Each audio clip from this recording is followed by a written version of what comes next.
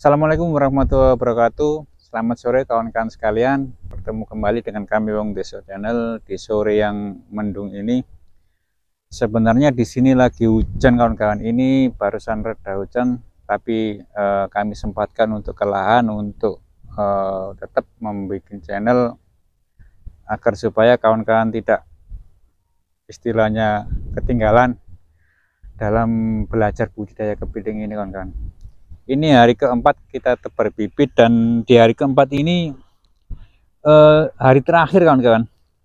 Jadi untuk tebar bibit usahakan hanya 4 hari, dikarenakan kalau kita terlalu lama tebar bibit, takutnya untuk yang hari pertama, hari kedua sudah keduluan tua kawan-kawan. Dan total untuk bibit yang kita dapatkan dari hari Senin sampai Jumat sekitaran ada 62 kilo. Untuk lahan seluas ini 62 kilo harusnya masih sangat kurang, tapi kita tahu sendiri akhir-akhir ini cuaca sangat tidak mendukung, jadi teman-teman nelayan juga kesulitan untuk mendapatkan tangkapan. Imbasnya kami dari pembudidaya kekurangan suplai untuk bibit kawan-kawan. Dan apa ya istilahnya, dikarenakan setiap malam kita selalu diguyur hujan. Tadi sebelum hujan kami sudah melakukan tebar untuk pakan sekitaran 7 kilo 8 kilo lah kalau tidak salah. Bisa dilihat itu untuk pakan juga masih ada yang mengambang, tapi biasanya nanti waktu sudah gelap kepiting akan menghampiri lalu diambil kawan-kawan. Jadi umpama kawan-kawan memberi pakan kemudian ada yang mengambang, tidak usah diambil kembali, nanti malam juga akan diambil oleh kepiting. Dan tidak bosan selalu kami ingatkan untuk memeriksa karpet kawan-kawan. Karpet kita periksa melingkar, dikarenakan tiap malam selalu hujan, dan kita khawatirkan nanti untuk karpetnya kalau berlubang sangat rentan dimasuk kepiting. Untuk hari ke minggu pertama kemungkinan kepiting belum naik, tapi kalau sudah menginjak hari ke-8 ke-9 biasanya kepiting pada malam hari akan naik. Dia akan naik ke sini, terus naik mencari jalan keluar. Ini dikarenakan mungkin dia sudah agak merasa bibit apa itu dagingnya sudah mulai full, jadi dia akan keluar mencari oksigen kawan-kawan. Maka dari itu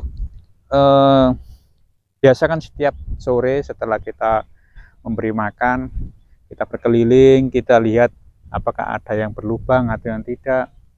Karena sekali saja kita teledor dan ada lubang yang besar, kepiting akan tahu kawan-kawan. Dan anehnya juga seperti dia bisa memberitahu kawan yang lainnya. Jadi ketika dia sudah keluar, kawan-kawannya lainnya juga ikut keluar di lubang yang sama. Mungkin dia berteriak, mungkin juga SMS, kita juga tidak tahu. Jadi ada baiknya kita antisipasi sendiri. Kita setiap hari kita keliling sambil lihat-lihat, sambil kita cek untuk airnya. Dan biasanya untuk hari ke-5 atau ke-6 kita akan melakukan pergantian air.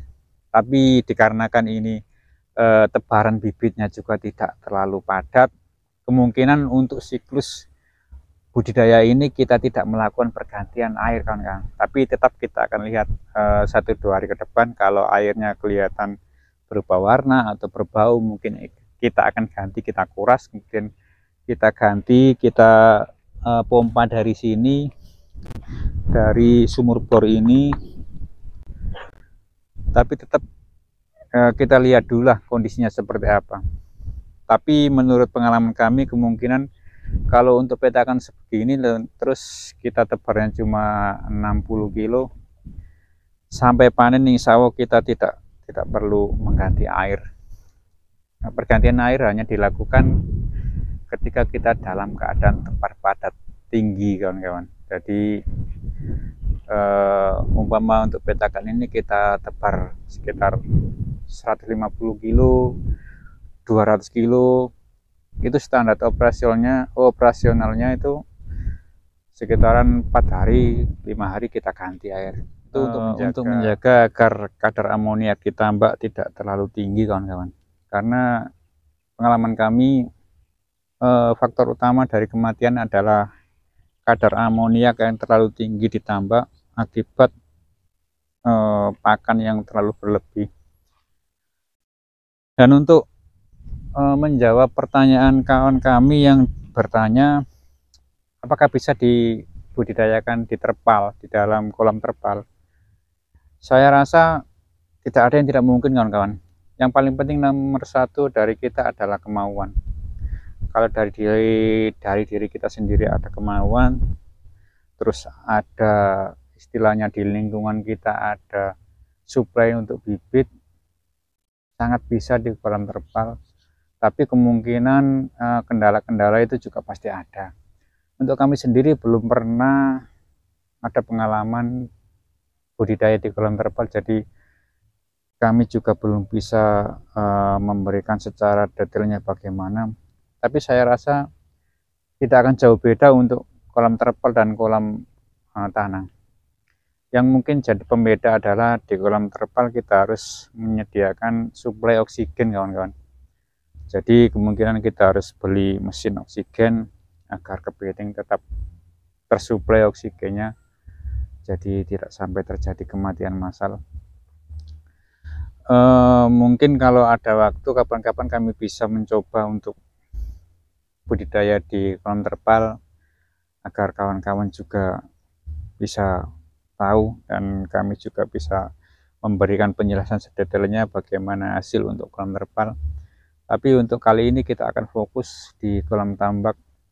Sebenarnya ada banyak cara, ada banyak metode, apalagi kalau sekarang kita lihat di internet, di YouTube, ada yang namanya budidaya sistem RAS yang di dalam ruangan, dalam petak-petak.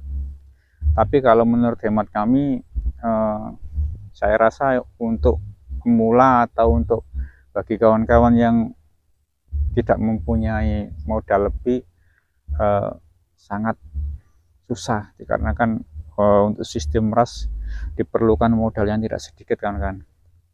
Jadi mungkin itu untuk bagi yang punya modal banyak tidak masalah, tapi bagi kita ya apalagi bagi kami sendiri mending dibuat nyewa tambak daripada di sistem RAS seperti itu, dikarenakan hasilnya juga saya rasa kurang memuaskan.